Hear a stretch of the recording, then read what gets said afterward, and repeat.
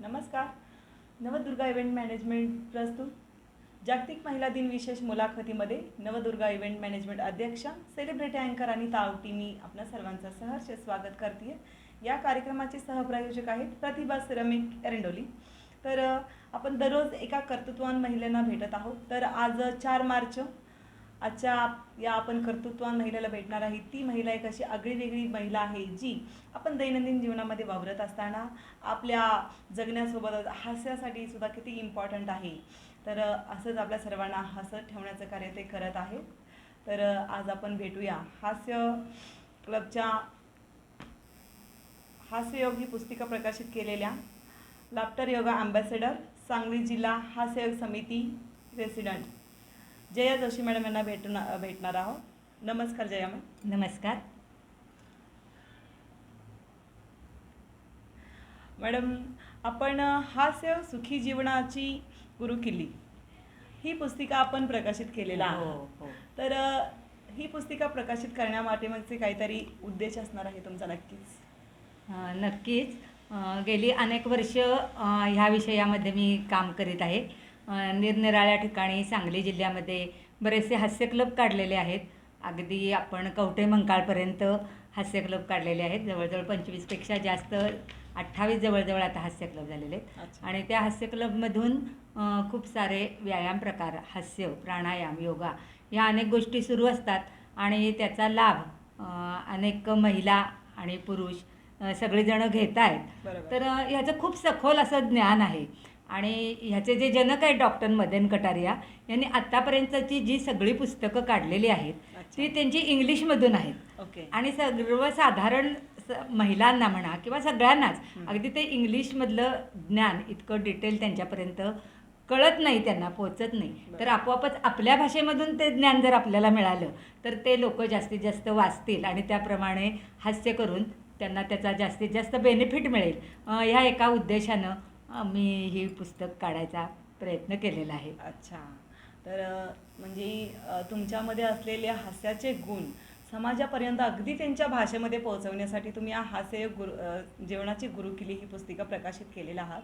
खरंच हा तुमचा उद्देश खूपच छान होता.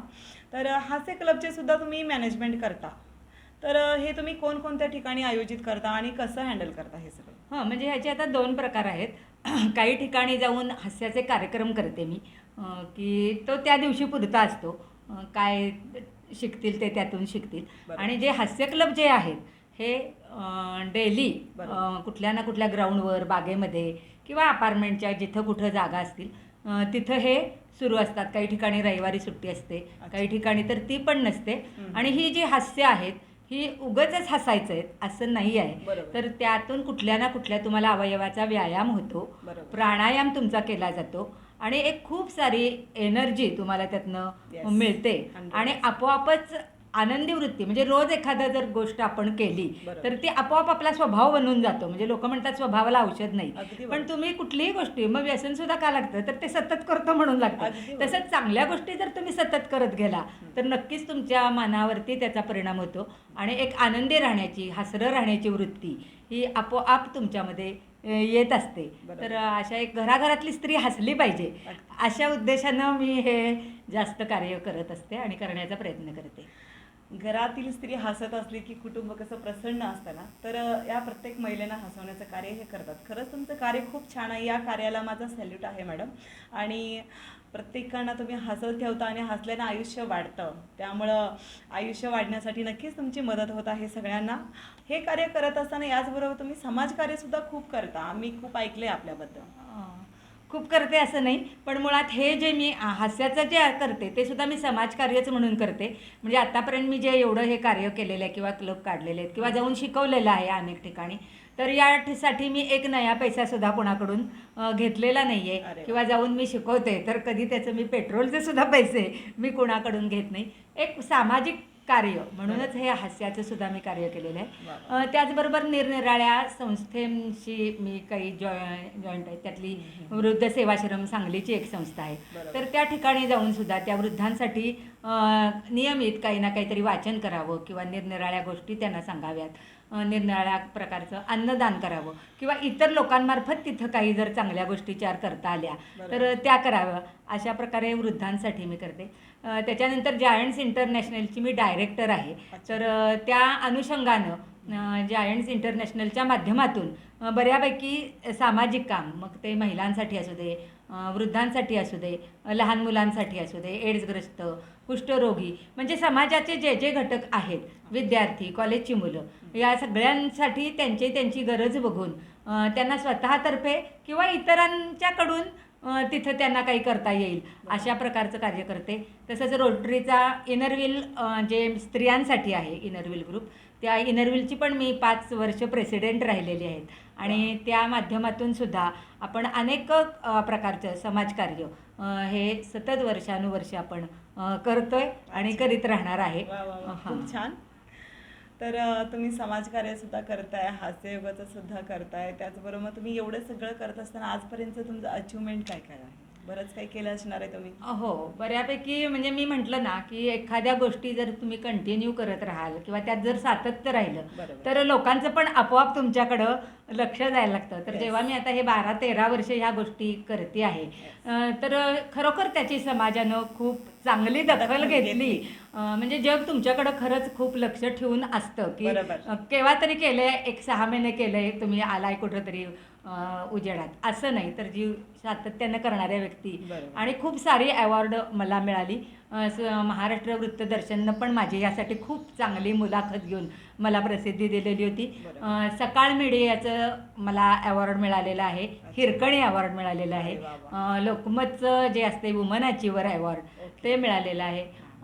मला त्याच्यानंतर orange FM woman inspire award मिळालेला आहे.